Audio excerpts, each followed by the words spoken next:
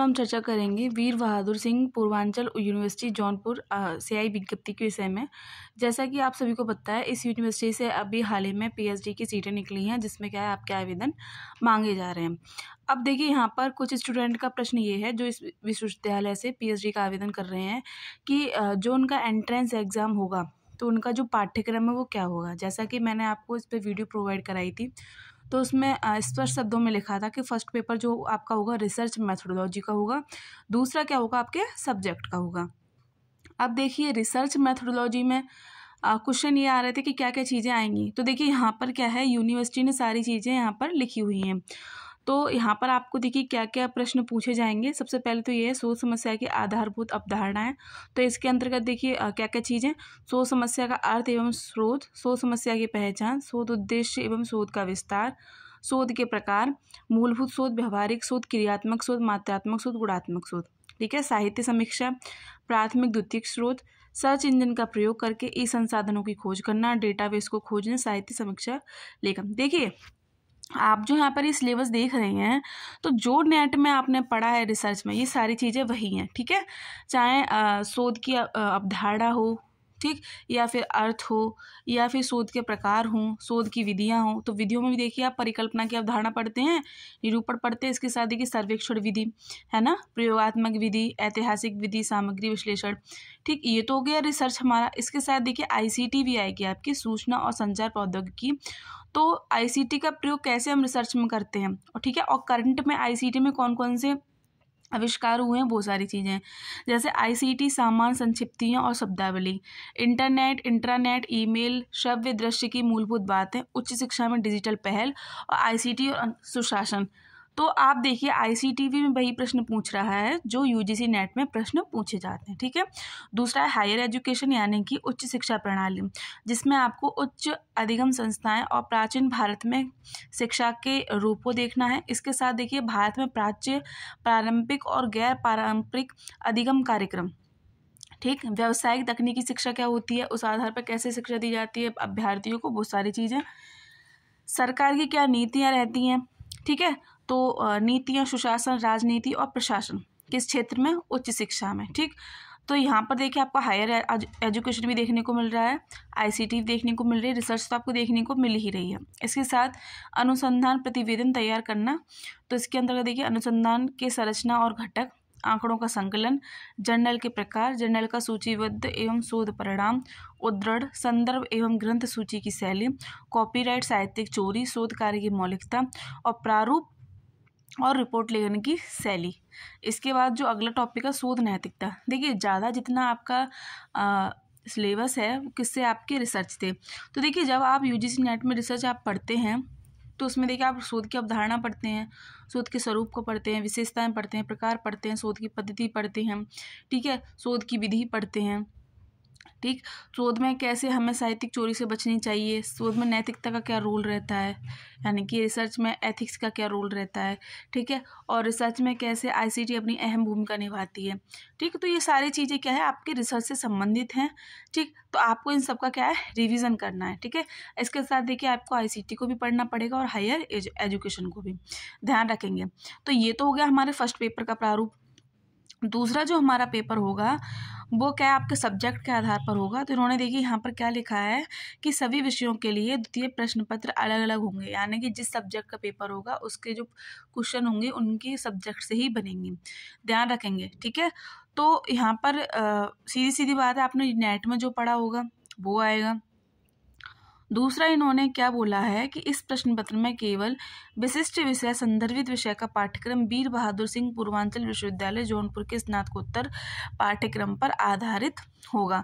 ये चीज़ आप ध्यान रखेंगे। ठीक है, अब देख लें कि जो हमारी एंट्रेंस एग्ज़ाम होगा वो कितने घंटे का होगा। ठीक है, कितने प्रश्न कितने नंबर के होंगे, तो देख लेते हैं कितने प्रश्न कितने नंबर के होंगे। तो यहाँ पर लिखा है कि शोध प्रवेश परीक्षा वस्तुनिष्ठ प्रश्न, यानी कि जो आपके प्रश्न होंगे किस प्रकार के होंगे, वस्तुनिष्ठ होंगे, ऑब्जेक्टिव होंगे। ठीक है, तो 2 प्रश्न पत्र रहेंगे। मैंने आपको सिलेबस बता दिया जो इन्होंने लिखा है।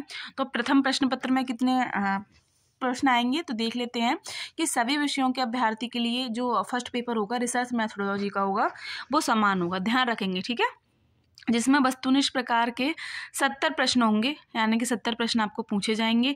और कितने नंबर का होगा? एक नंबर का होगा, यानी कि एक प्रश्न 1 नंबर का होगा। और ये जो प्रश्न पत्र है रिसर्च मैथोडोलॉजी या कह लें शोध पद्धति, तो पहला प्रश्न आपका शोध पद्धति पर ही आधारित है। कितने घंटे का होगा? ये 2 घंटे का समय मिलेगा, ठीक है।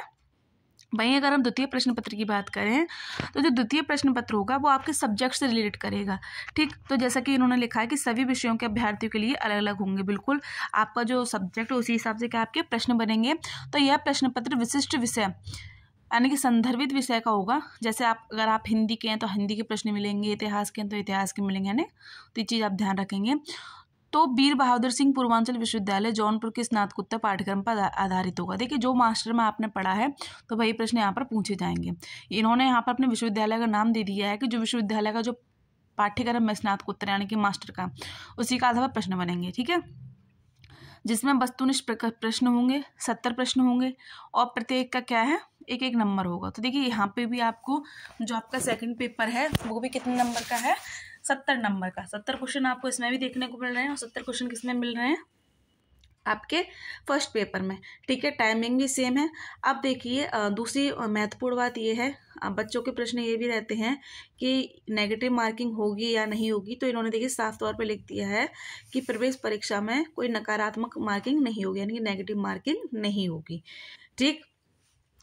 प्रथम पाली, अब देखिए यहाँ पर इन्होंने पूरा फॉर्मेट दिया है कि प्रथम पाली प्रातः 10:30 बजे से स्टार्ट और 12:30 बजे तक, और द्वितीय पाली कब से स्टार्ट होगी? आपके 2 से 4 बजे तक। यानी कि पहला प्रश्न पत्र आपका कब होगा? 10:30 बजे से स्टार्टिंग होगी 12:30 बजे तक, और दूसरा पेपर होगा आपके 2 बजे से 4 बजे तक, ठीक है। इसके बाद जो अभ्यर्थी इस रिजल्ट को या फिर कह लें इस एंट्रेंस को क्लियर कर लेते हैं तो उनका जो रिजल्ट है यूनिवर्सिटी की ऑफिशियल वेबसाइट पर अपलोड कर दिया जाएगा। इस बात को ध्यान रखेंगे, ठीक है। अब देखिए कुछ स्टूडेंट का प्रश्न ये भी था कि जो जिनका नेट है क्या उन्हें एंट्रेंस देना है, या फिर जिनका नेट नहीं है, जिनका मास्टर हुआ है, क्या वो फॉर्म फिल कर सकते हैं। तो देखिए आपको यहाँ पे हेडलाइन समझ में आ रही होगी। जैसा कि इन्होंने यहाँ पर लिखा है कि पीएचडी पाठ्यक्रम में प्रवेश हेतु पात्रता संबंधी महत्वपूर्ण सूचना। तो यहाँ इन्होंने लिखा है कि जो भी अभ्यर्थी पीएचडी पाठ्यक्रम में प्रवेश लेना चाहते हैं तो उन सभी अभ्यर्थियों को देखिए ऑनलाइन आवेदन करना पड़ेगा, ठीक है। तो उन्हें एंट्रेंस देना पड़ेगा। दूसरी बात देखिए यहाँ पर दूसरा पॉइंट आप देख रहे होंगे, अगर ध्यान से देखेंगे तो प्रवेश परीक्षा से छूट। तो किन अभ्यर्थियों को प्रवेश परीक्षा से छूट मिलेगी? तो किन्हें मिलेगी? जैसे इन्होंने लिखा है जिनका नेट क्लियर हो, जेआरएफ क्लियर हो, या फिर यूपी स्लेट हो, या फिर गेट हो, ठीक है। तो देखिए अगर आपका मास्टर क्लियर है तो आप एंट्रेंस दे सकते हैं, ठीक है। और किन लोगों को एंट्रेंस देने की आवश्यकता नहीं है? जैसे इन्होंने लिखा है प्रवेश परीक्षा से छूट, तो जिनका जेआरएफ, नेट, सेट है ना, या गेट है, उनको क्या है आरक्षण देखने को मिलेगा, यानी कि उन्हें प्रवेश परीक्षा से छूट देखने को मिलेगी। तो यहाँ पर देखिए आपकी कन्फ्यूज़न दूर हुई। यदि आपके मास्टर है तो आप इस विश्वविद्यालय में एंट्रेंस दे सकते हैं, ठीक है। आप ऑनलाइन आवेदन करते हैं। दूसरी बात देखिए उन अभ्यर्थियों को भी चीज़ ध्यान रखनी है जिनका नेट जेआरएफ है और वो एंट्रेंस नहीं देना चाहते, जैसे कि इन्होंने छूट दे रखी है, तो आपको देखिए ऑनलाइन आवेदन तो करना पड़ेगा, ठीक है। तो ये चीज़ आप ध्यान रखें, जब तक आप आवेदन नहीं करेंगे आप इस प्रक्रिया में शामिल नहीं हो पाएंगे, ठीक है। तो ये चीज़ आपको ध्यान रखनी है। दूसरा पॉइंट अब ये बनता है कि अंशकालिक पीएचडी यानी कि पार्ट टाइम पीएचडी के लिए भी यहाँ पे सीटें निकली हुई हैं, ठीक है। तो जो पार्ट टाइम पीएचडी होती है तो उनका क्या फॉर्मेट रहेगा, ठीक। और फुल टाइम जो पीएचडी है उनका क्या फॉर्मेट रहेगा, तो वो भी एक बार देख लेते। तो बात करें फुल टाइम पीएचडी की या फिर कह लें पूर्णकालिक पीएचडी, तो पूर्णकालिक पीएचडी पाठ्यक्रम में प्रवेश लेने की तिथि, यानी कि जब आपका फीस सबमिट हो जाएगी वहीं से क्या है आपकी चीज़ें स्टार्टिंग हो जाएंगी। तो पीएचडी पाठ्यक्रम में शोध प्रबंध जमा करने की अवधि कम से कम 3 वर्ष होगी। यानी कि अगर पूछा कि आपकी पीएचडी कितने वर्ष की होगी, है ना, तो देखिए अगर आपकी फुल टाइम पीएचडी है, जैसे पूर्णकालिक पीएचडी है, तो आपकी जो पीएचडी अगर कम से कम अवधि देखें तो 3 वर्ष, ठीक है। अगर अधिक से अधिक अवधि देखें तो कितनी 6 वर्ष। वहीं अगर हम बात कर रहे हैं अंशकालिक या पार्ट टाइम पीएचडी की, देखिए पार्ट टाइम पीएचडी कौन करता है? जो किसी न किसी जॉब में होते हैं और उन्हें अपनी पढ़ाई आगे बढ़ानी होती है, तो वो इस तरह की पीएचडी करते हैं। तो अगर हम इनकी न्यूनतम पीएचडी की समय अवधि देखें तो 4 वर्ष का समय दिया जाता है और अधिकतम कितना 7 वर्ष का।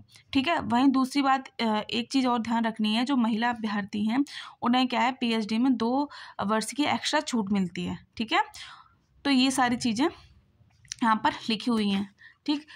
यदि आपको और भी कोई क्वेश्चन हो इस विश्वविद्यालय के संबंध में, वीर बहादुर सिंह पूर्वांचल यूनिवर्सिटी के संबंध में, तो आप कमेंट बॉक्स में बता सकते हैं, तो उस संबंध में भी क्या आपको वीडियो प्रोवाइड करा दी जाएगी। ठीक है। तो बने रहें ऐसे अपने चैनल के साथ। बहुत बहुत धन्यवाद।